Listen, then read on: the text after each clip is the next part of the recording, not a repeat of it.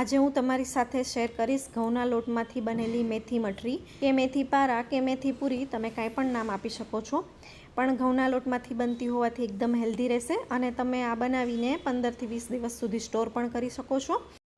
તો હું સ્વાતિ સ્વાગત કરું છું તમારું મારા કિચનમાં। જો તમને મારી રેસિપીઓ ગમતી હોય અને હજુ સુધી ચેનલને સબસ્ક્રાઈબ નથી કરી તો સબસ્ક્રાઈબ કરી દેજો અને બાજુમાં આપેલ બેલ આઇકોન પ્રેસ કરી દેજો, જેથી તમને મારી નવી રેસિપીઓના નોટિફિકેશન પહેલાં મળે। તો મેથી પારા બનાવવા માટે મેં અહીંયા 1 કપ મેથી લીધી છે। મેથીને મેં બારીક કટ કરીને ધોઈને આ રીતે ચાળણીમાં નિતારી દીધી છે, એટલે મેથી થોડી કોરી થઈ જાય। મેથીનું પ્રમાણ અહીંયા તમે થોડું ઓછું પણ લઈ શકો છો।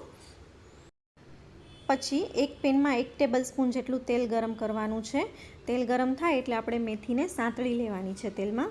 આ રીતે 3 થી 4 મિનિટ જેવું સાંતળીને ગેસની ફ્લેમ ઓફ કરી દઈશું અને મેથીને ઠંડી થવા દેવાની છે। અહીંયા હવે મેથી અહીંયા ઠંડી થઈ ગઈ છે, તો મેથીમાં 1.5 કપ ઘઉંનો લોટ લેવાનો છે। આપણે જે રોટલીનો લોટ યુઝ કરીએ તે જ લેવાનો છે અને અડધો કપ રવો લેવાનો છે, બારીક રવો જે આવે તે લેવાનો। પછી લોટમાં 1/2 ટીસ્પૂન હળદર, 1/2 ટીસ્પૂન લાલ મરચું, સ્વાદ પ્રમાણે મીઠું, 2 ટીસ્પૂન જેટલી દળેલી ખાંડ, 1/4 ટીસ્પૂન કાળા મરીનો પાવડર, 1/4 ટીસ્પૂન હિંગ, 1 ટેબલસ્પૂન તલ અને 1/2 ટેબલસ્પૂન જેટલા અજમા એડ કરી દેવાના છે। અને પછી 1/2 ટેબલસ્પૂન જેટલું તેલ એડ કરીને આ બધી જ વસ્તુ પહેલાં આપણે લોટમાં મિક્સ કરી લેવાની છે। અહીંયા આપણે મુઠ્ઠી પડતું મોણ નાખવાનું છે, પણ ભાજી સાતળવામાં પણ આપણે 1 ટેબલસ્પૂન જેટલા તેલનો ઉપયોગ કરેલો હતો, એટલે અહીંયા મેં 1/2 ટેબલસ્પૂન તેલ જ એડ કર્યું છે। પછી જોઈને તેલ નાખવાનું, જો મુઠ્ઠી વળે લોટની તો મોણ બરાબર છે, નહીં તો પછી પાછું તેલ થોડું એડ કરી દેવાનું। તો અહીંયા મોણ એકદમ બરાબર છે, આ રીતે મુઠ્ઠી વળે છે એટલે મોણનું માપ એકદમ પરફેક્ટ છે। અને આ સ્ટેજ પર એક વખત તમારે આ લોટ થોડો ટેસ્ટ કરી લેવાનો, જે કંઈ પણ ઓછું હોય તે તમારે એડ કરી દેવાનું। તો મેં અહીંયા ટેસ્ટ કરીને મને જે ઓછું લાગતું હતું તે બધું એડ કરી દીધું છે। હવે આપણે થોડું પાણી એડ કરતા જઈશું અને લોટ બાંધતા જવાનો છે। તો મેં અહીંયા અડધો કપ પાણી લીધું છે।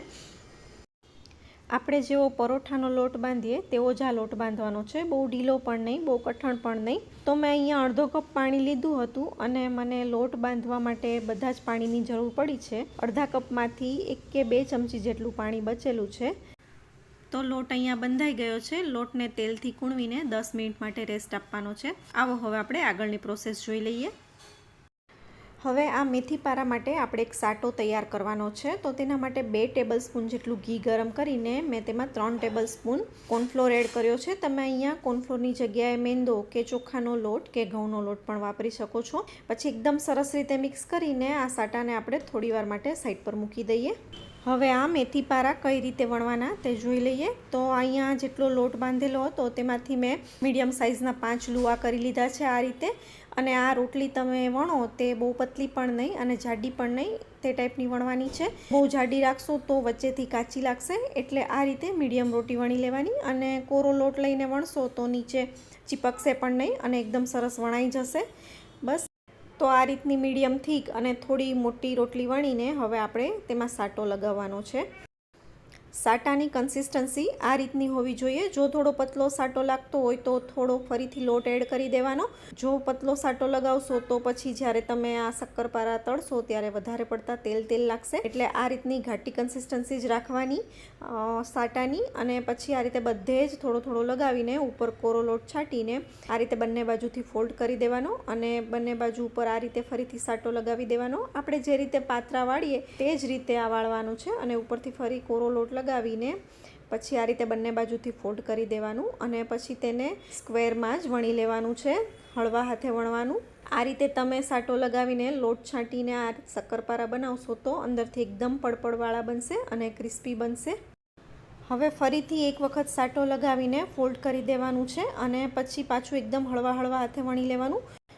તો સ્ક્વેર શેપ પર આ રીતે સાટો લગાવીને ફરીથી કોરો લોટ છાંટી દેવાનો અને પછી બીજી વખત આ રીતે ફોલ્ડ કરીને પાછો લોટ છાંટી દેવાનો સાટો લગાવીને અને ઉપર પછી આ રીતે ફોલ્ડ કરી દેવાનું અને પછી આ રીતે લંબચોરસ શેપમાં જ વણી લેવાનું, હળવા હાથે વણવાનું, એટલે અંદરથી આ શક્કરપારા એકદમ પડપડવાળા બને। હવે આપણે આ શક્કરપારાને કટ કરી લઈએ।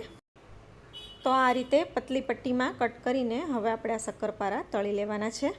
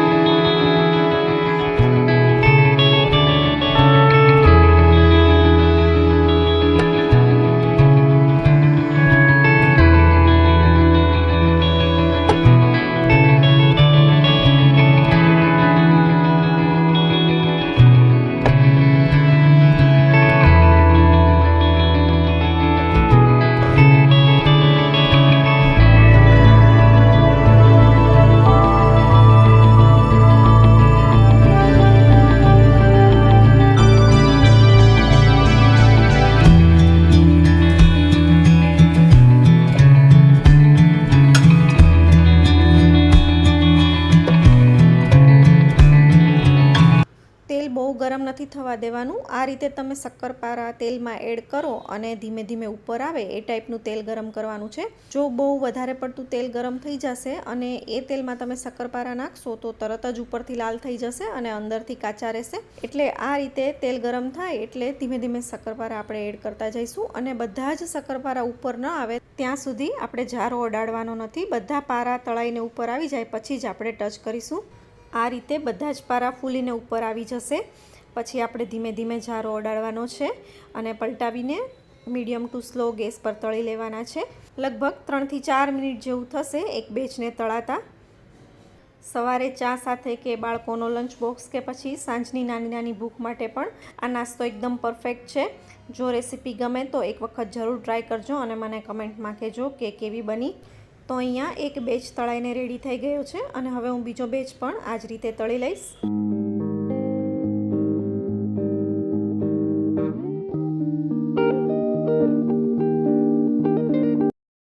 તો તૈયાર છે અહીંયા ઘઉંના લોટના એકદમ હેલ્ધી મેથી પારા. તો તમને આ રેસીપી કેવી લાગી તે મને કમેન્ટમાં જણાવજો અને જો રેસીપી ગમી હોય તો લાઇક, શેર અને સબસ્ક્રાઈબ તો બને જ છે. તો ફરી મળીશું એક નવી રેસીપી સાથે. ત્યાં સુધી આવજો.